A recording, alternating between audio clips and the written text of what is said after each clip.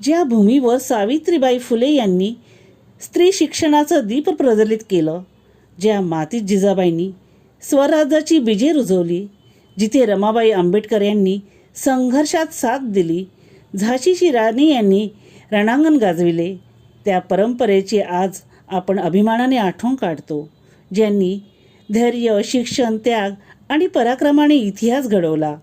चला नारी शक्तीचा हा जागर अनुभवूया. मी झाशीची राणी, पराक्रम माझ्या रक्तात वाहतो. गुलामीगिरी स्वीकारण्यापेक्षा मी रणांगणात उभं राहणं मला प्रिय आहे.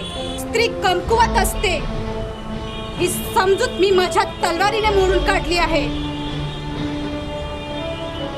माझ्या मातृभूमीला प्रत्येक श्वास अर्पण आहे. शत्रूंनो, लक्षात ठेवा, मी झाशी देणार नाही. माझा प्रत्येक श्वास हा अर्पण आहे.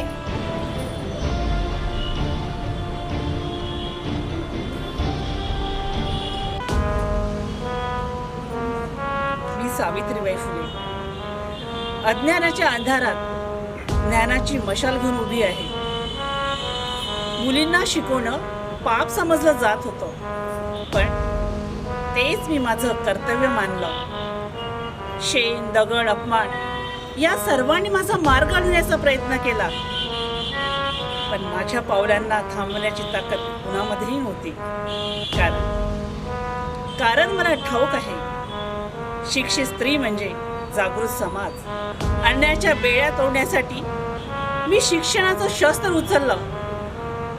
आजही मी तुम्हाला सांगते, उठा, शिका आणि आपला हक्क मिळवा आणि शिक्षणाची ज्योत अशीच पेटत ठेवा. हाच माझा संदेश. मी रमाबाई आंबेडकर. गरिबी माझ्या आयुष्याला पुजली, परंतु विश्वास माझी ताकद. साहेबांच्या ध्येय प्राप्तीसाठी मी संपूर्ण आयुष्य घालवलं. सुख, दुःख, गरिबी याला मी हसतमुखाने सहन केलं. कारण मला माहित होतं, साहेबांचा लढा हा समाज कार्यासाठी आहे. साहेबांचं नाव जरी इतिहासात गाजलं असेल तरी माझं ध्येयाचं महत्त्वही तेवढंच आहे. मी जिजाऊ, स्वराज्याचं स्वप्न माझ्या डोळ्यात पेटलेली ज्वाला. माझ्या शिवबाला मी तलवारच नाही, पण संस्कार दिले. अन्याय सहन करायचा नाही, हेच त्याला मी लहानपणापासून शिकवलं. मातृभूमीचा सन्मान राखण्यासाठी त्याला सिंहासारखं जगायला शिकविलं. कारण स्वराज्य आधी मनात उभं राहतं, नंतर रणांगणात घडतं. आईच्या संस्कारातूनच छत्रपती घडतात, हे लक्षात ठेवा. संस्कार आमची ताकद, शिक्षण आमचं शस्त्र, समता आमचा हक्क, पराक्रम आमची ओळख. या चार स्तंभावर उभा आहे समाज.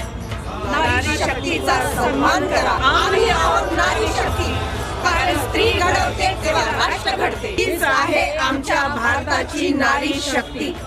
चला आपणही त्यांच्या पावलावर पाऊल ठेवून समानता, शिक्षण, स्वाभिमानाचा मार्ग स्वीकारूया. ज्या भूमीवर सावित्रीबाई